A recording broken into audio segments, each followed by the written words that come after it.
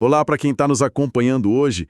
Antes da gente dar o primeiro passo na nossa exploração, eu gostaria muito de iniciar esse nosso tempo juntos, deixando uma bênção divina para o seu dia, para a sua semana. Amém, eu acho isso fundamental. Sim, que a graça, a luz e a paz divina acompanhem cada pessoa que nos ouve hoje. Que esse nosso tempo de reflexão aqui traga muita luz e, sabe, aquela paz que a gente tanto precisa. Nossa, com certeza. É o tom perfeito pra gente começar, até porque, o material que a gente colocou na mesa hoje lida com uma carga emocional muito pesada, né? Exatamente. Vai do desespero mais profundo até uma esperança muito clara.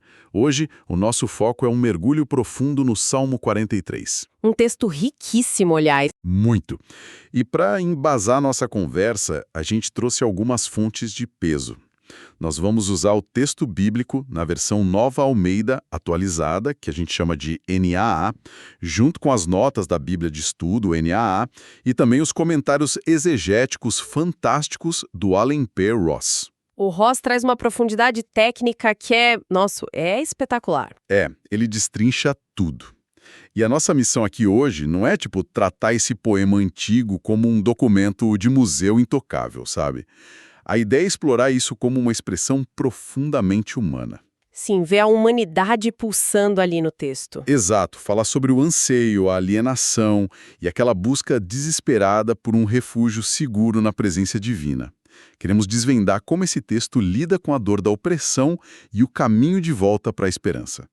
Certo, vamos desvendar isso. Vamos lá. É uma jornada e tanto. Por onde a gente começa? Porque ler um poema de milhares de anos atrás pode ser um pouco intimidador. Qual é o ponto de partida lógico para a gente entender a mente desse autor? O ponto de partida, na verdade, resolver um quebra-cabeças literário. Logo de cara, sabe? Um quebra-cabeça, como assim? É que a gente não pode simplesmente abrir a Bíblia, ler a primeira linha do Salmo 43 e achar que pegou a história inteira. O estado mental de quem escreveu isso só faz sentido se a gente entender uma coisa fundamental. Que seria? Que esse texto não nasceu como uma obra independente. Espera aí, não é independente, mas se qualquer pessoa que nos ouve abrir o livro de Salmos agora, vai ver o número 43 lá, isoladinho, com começo, meio e fim. Sim, na nossa organização moderna, sim, ele está lá separadinho. Mas, historicamente e do ponto de vista literário, os Salmos 42 e 43 são, na verdade, uma única peça. Caramba, uma peça só. Exato. As notas de estudo da NA e os comentários do Ross trazem evidências muito fortes sobre isso. Se a gente olhar para vários manuscritos hebraicos antigos, os dois estão unidos. Eles não são separados. Eles compartilham a mesma estrutura, então. Compartilham o mesmo tema central, a mesma métrica poética e, a prova definitiva, sabe qual é? Qual? Um refrão idêntico. O mesmo refrão se repete. Na verdade, juntos, o 42 e o 43 formam um único cântico com 3 estrofes. Nossa, isso me gera uma dúvida enorme. Se eles são claramente uma única música, né, estruturada com o mesmo refrão, por que eles foram separados? Parece um erro de edição histórico meio bizarro. Parece mesmo. Como que alguém corta um poema no meio desse jeito? É uma pergunta muito comum.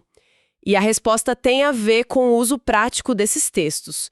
Os salmos eram basicamente o inário da nação de Israel, né? Ah, entendi. Para cantar nos cultos. Isso. Com o passar dos séculos, para fins litúrgicos, cânticos maiores às vezes eram divididos Para facilitar. para serem cantados em partes diferentes do culto ou em ocasiões específicas.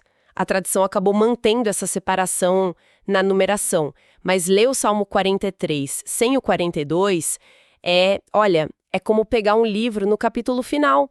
A gente perde a construção de toda a tensão emocional. Sabe o que me vem à mente com isso? O quê? É como assistir a continuação de um filme, sem ver o primeiro. Nossa, sim, ótima comparação. Imagina assistir a, o Império Contra-Ataca, de Star Wars. Você vê os heróis totalmente derrotados, congelados, em fuga total, e aí o filme simplesmente acaba. É um desespero, né? Fica faltando a resolução. Exato. A dor e o exílio começam no capítulo anterior, no Salmo 42, onde o autor está afundado em tristeza. Mas a busca por justiça, O ápice dessa busca só acontece agora, nessa segunda parte que a gente está analisando. E seguindo a sua analogia do filme, o Império contra-atacou, com muita força no salmo anterior. E agora, no 43, o autor está implorando por um resgate definitivo. Se conectarmos isso ao quadro geral, lá no Salmo 42, o autor está geograficamente longe do santuário. Ele está exilado, né? Exilado, cercado por inimigos que zombam dele o tempo todo. Eles ficam perguntando, onde está o seu Deus? Onde está o seu Deus? Ele está emocionalmente desidratado. Totalmente esgotado. Então, quando a cortina se abre para o Salmo 43, aquela tristeza mais passiva, aquele lamento, se transforma numa ação urgente. A tensão acumulada ali exige uma resposta de Deus. Bom, então com esse cenário de exílio montado, vamos olhar para o que está acontecendo no ambiente imediato dele.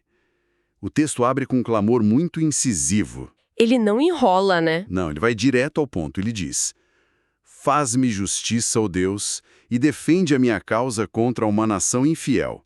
Livra-me dessa gente fraudulenta e injusta. Do que exatamente ele está fugindo aqui? O que seria essa nação infiel? Então, o comentário do Alan P. Ross lança muita luz sobre isso. O autor está enfrentando uma opressão muito tangível, muito real. E multifacetada. Não é só uma depressão interna, então. Não é só uma tristeza genérica. Tem um grupo de pessoas que ele chama de nação infiel e gente fraudulenta que está ativamente oprimindo ele. Fisicamente, você diz. Historicamente, isso pode se referir a um momento em que Israel estava sob ameaça militar ou domínio estrangeiro.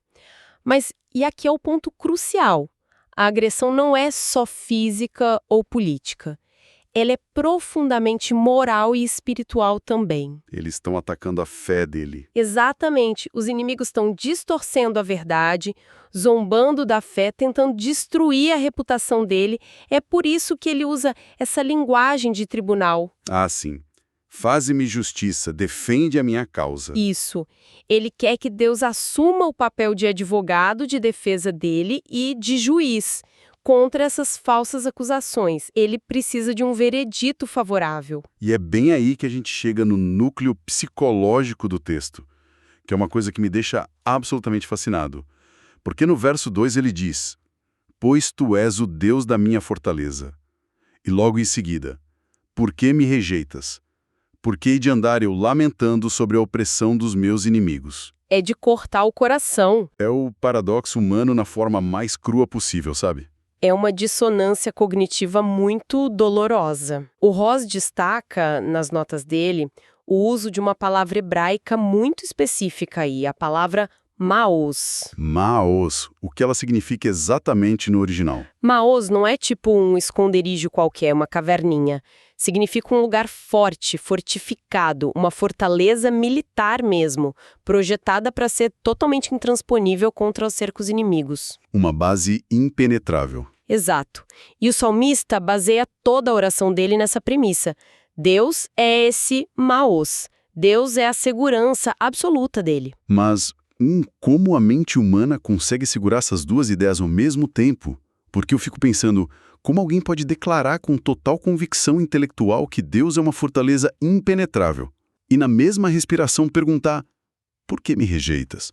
Pois é. É uma tensão bizarra entre o que ele sabe que é verdade, a teologia dele e a experiência emocional da dor batendo nele. E essa é a anatomia do trauma, né? Do estresse profundo. A teologia da pessoa, o cérebro racional dela, diz que Deus protege, os muros são fortes. Mas a emoção, o medo no meio da crise, tá gritando outra coisa. Tá gritando que a porta da fortaleza foi trancada. Sim, trancada por dentro. E ele foi deixado lá fora para morrer nas mãos daquela gente fraudulenta. Ele sente que a fortaleza existe, ele sabe que ela tá lá, mas o acesso a ela foi bloqueado pelo próprio Deus. Aparentemente, claro. E o que me chama muita atenção é que a Bíblia não censura isso. Nossa, não. De jeito nenhum. Ela não exige que o autor, engula o choro e coloque uma máscara de fé de plástico, fingindo que tá tudo bem. A pergunta, por que me rejeitas, tá imortalizada lá no texto sagrado. Valida o sentimento dele, né? Valida muito. Valida o sentimento de abandono da humanidade diante do sofrimento.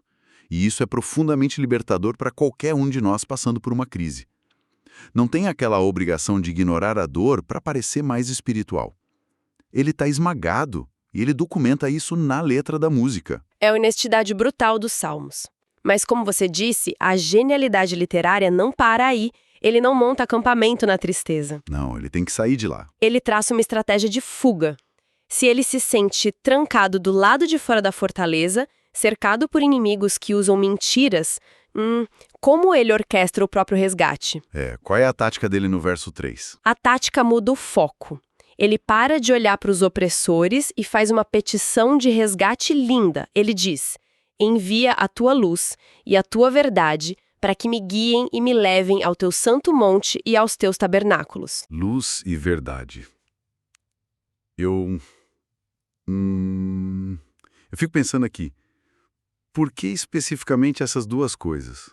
Porque, francamente, diante de uma nação inteira oprimindo a ele, gente fraudulenta armada, eu pediria por um exército, né? Um exército celestial, né? Sim, cavalaria, fogo caindo do céu, qualquer coisa do tipo.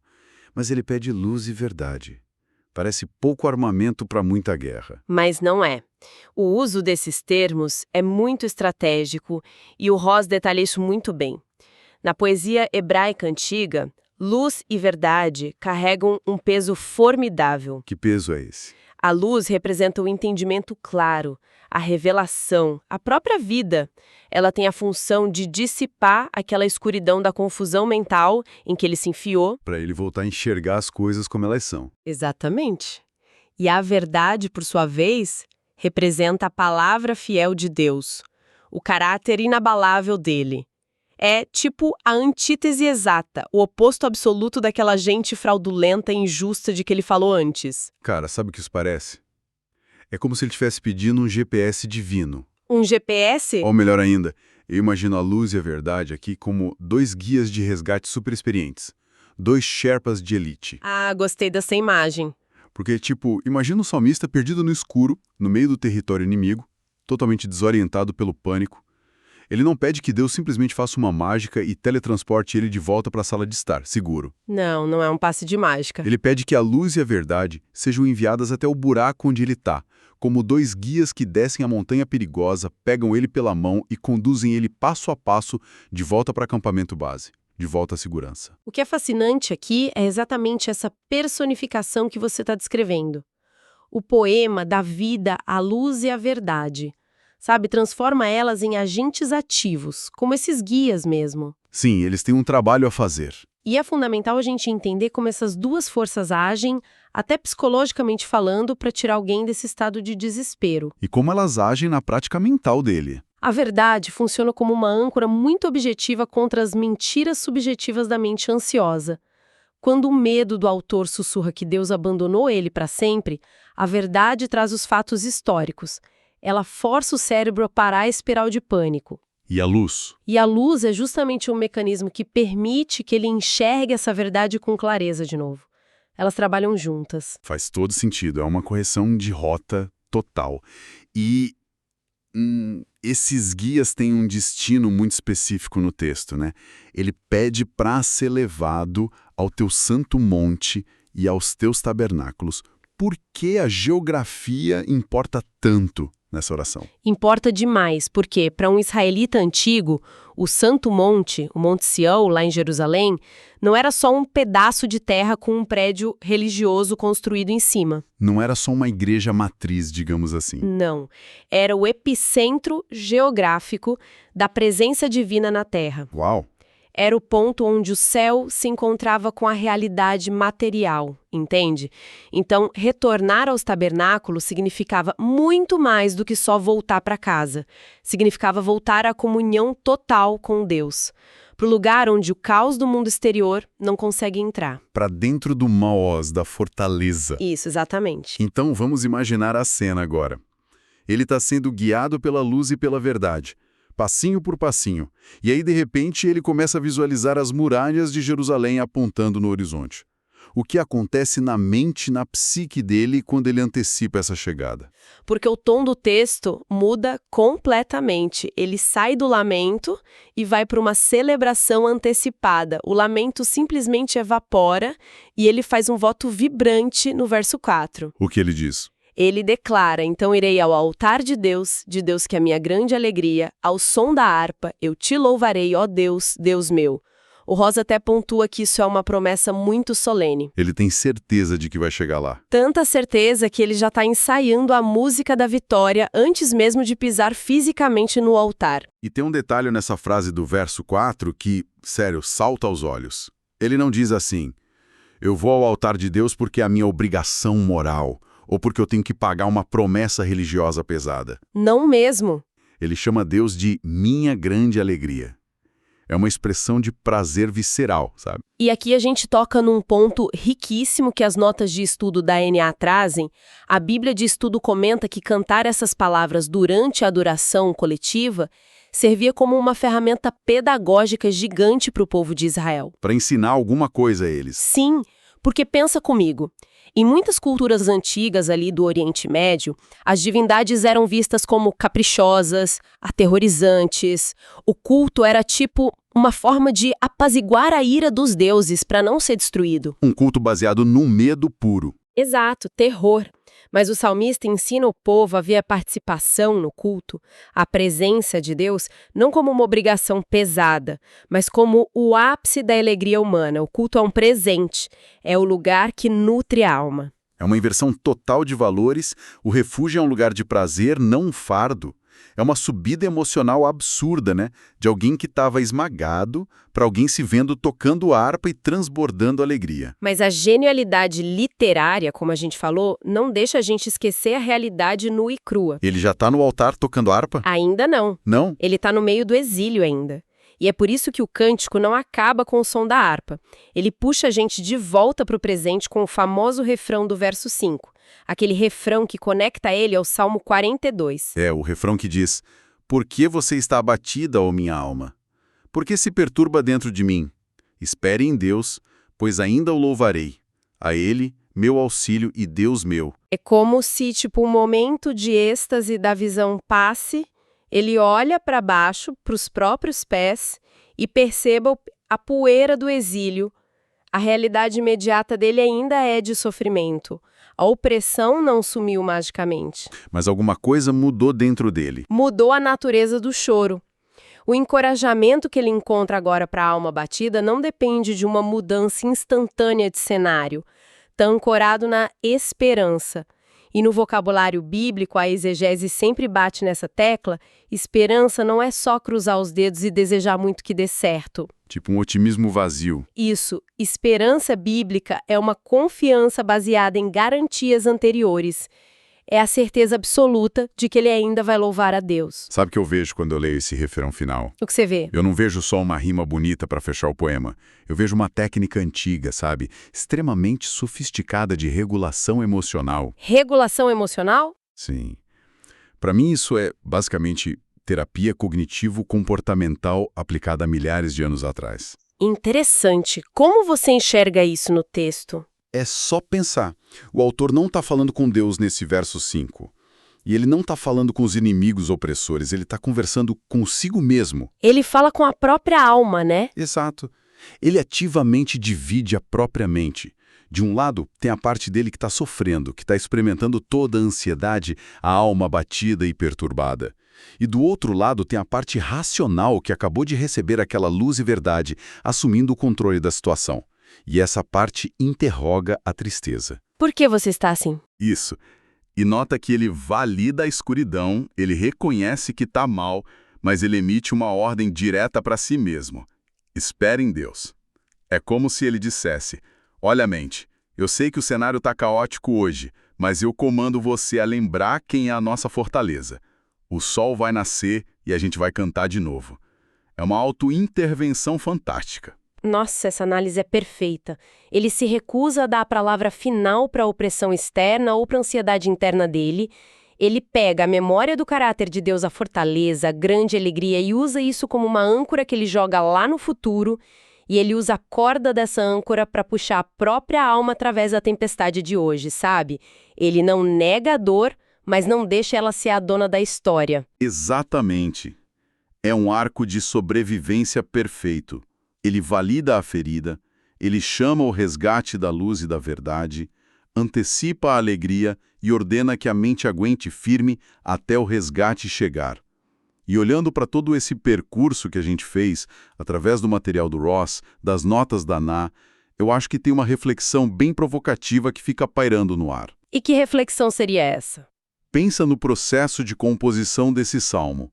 O autor estava totalmente destruído emocionalmente.